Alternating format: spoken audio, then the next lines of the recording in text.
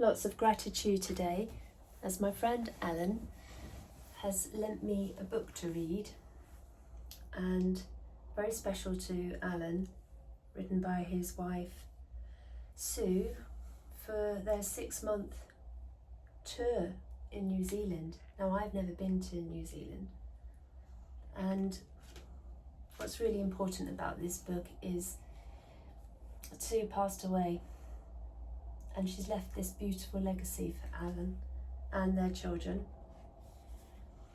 And she says in the opening page for Alan, happy times and lasting memories.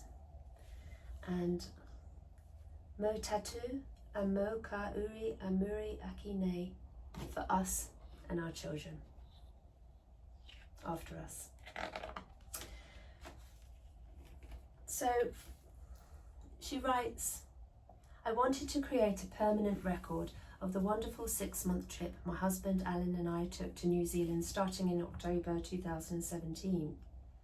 I began with the intention of writing a travel log to record where we had been and some of the places we had visited. However, the travel log soon changed and became a poetry and picture book inspired by this wonderful country. The beauty, serenity and tranquility of this land has touched my heart and soul in a way that other places in the world have failed to do so in such a complete way. The friendliness and welcome offered by many of the people we have met during our travels have helped enrich our experiences in this amazing land. Thank you to each and every one of you for your wonderful and entertaining company. A special thank you is due to our old friend Kerry, who helped us source the motorhome in which we toured this superb country, and his wife Heather. The photos that accompany the poems are also my own or those of my husband, except where I have given credit to pictures obtained from other sources. Sue McLean, 2018. I'm so proud Alan, wanted me to actually bring this to life and read. So, Auckland City, and I don't know if you can see the pictures.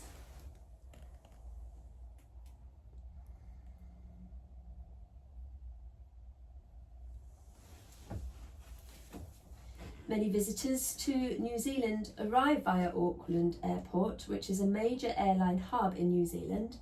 Auckland is New Zealand's biggest and most cosmopolitan city, offering visitors a modern buzz blended with old world charm. It is based around 2 large harbours and is a major city in the North Island.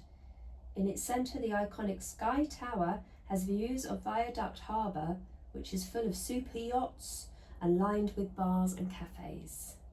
Auckland Domain, the city's oldest park, is based around an extinct volcano and home to the former Winter Gardens. Near downtown, Mission Bay Beach has a seaside promenade. And the poem.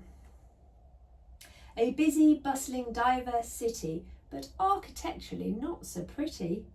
Ethnic groups of every race rushing around all over the place. Buzzing traffic rushing by, airports from which to fly. Parks and gardens are here too, from which you get a calmer view. Waterfront and harbour side. Catch a ferry, take a ride. See Sky Tower from the water is something that you really oughta. But out of town is really best, whether you go east or west. Head out to the open spaces, explore, discover exciting places. Now we have the Forgotten Highway on page 6 with even more beautiful pictures. And just to show you those pictures.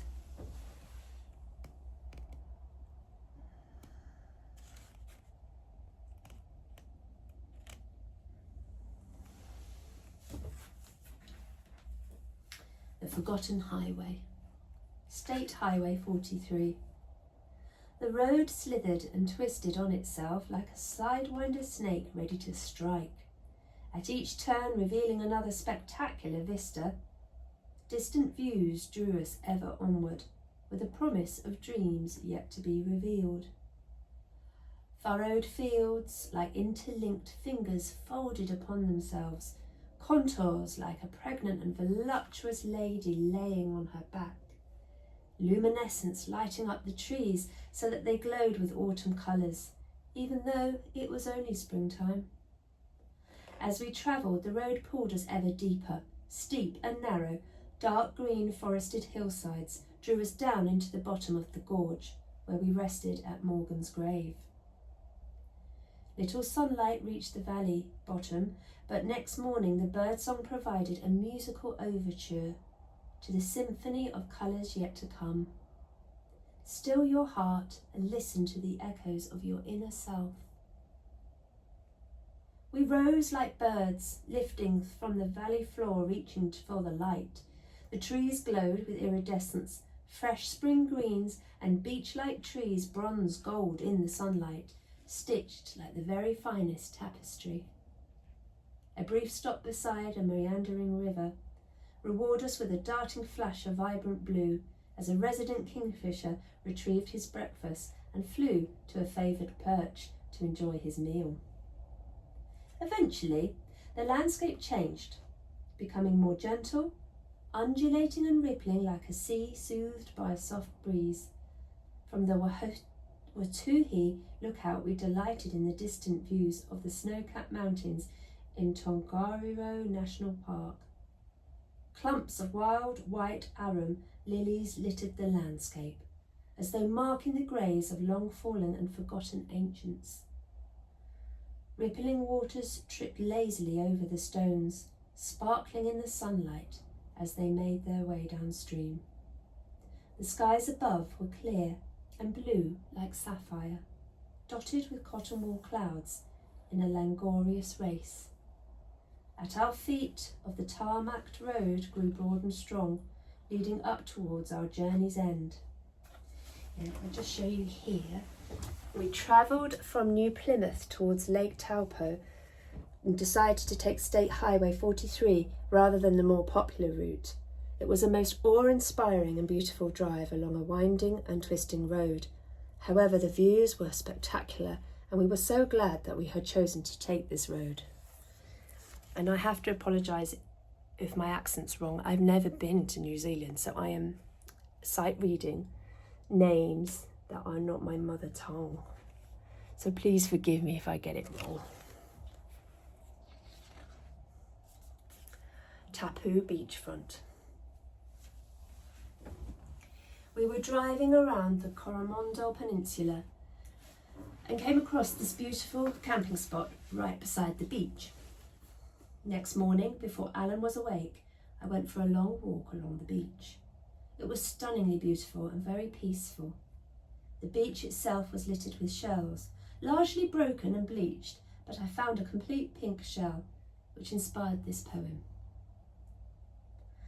I walked along the seashore in the stillness of the morn, just as things were stirring as the sun began to dawn. I sat beside the ocean and heard its shushing sound as it stroked across the shingle which lay upon the ground. Motors in the distance disturbed the sleeping calm, but sunlight soothed the soul with its precious balm. A toe dipped in the water found it cool and bracing, and piercing little bird song set my old heart racing. And as I walked, I thought a while of all things past and present, reflecting on the joy in life that is heaven sent. Shells, battered and broken, bleached white by the sun, made walking laborious, impossible to run. But there on the beach, amid so many broken lives, a complete pink-purple shell was quite a surprise. I cradled it gently and cleaned it of sand and cupped it so carefully in the palm of my hand. A gift from my lover, all shiny and bright, united together, everything's all right. We have a beautiful picture on that page to go with that poem. So let's see.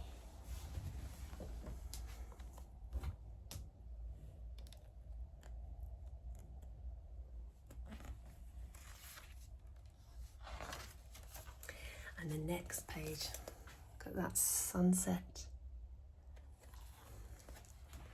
Lake Totira. We drove to the southern side of this lake to find it was a DOC, Department of Conservation, site. It was a quiet, tranquil and very beautiful spot. In addition, it provided me with a good walk along Galbraith's track and Alan with some fishing possibilities. It was a fabulous spot, providing a blushing sunset. Oh, it's sunset, not sunrise. Next day we were visited by a golden pheasant, not native to this country, so we suspect he must have escaped from a local refuge or wildlife centre. Well spotted. In the poem, dusky greys and blushing pinks flush the sky. Leaves cease their busy rustling, sensing it is time to rest. The ripples on the lake still and are at peace, as the cloak of evening settles over the day. Gradually, in the stillness, small glimmers of light appear, pinpricks in a blackout curtain forcing their way through, like glowworms twinkling in a search of a meal, or a Hatton Garden jeweller displaying his wares. The blanket of night smothers the earth completely, leaving no domain unchanged by its mysterious magic, as it morphs day into night and back again in a never-ending ritual of ancient origins. I think there's a beautiful bird down in that lake, just posing. Makes it a wonderful picture. And I think we'll leave it there because I think sunset is a good place to end, and the night, and we'll pick up again another time. So do come and listen to some more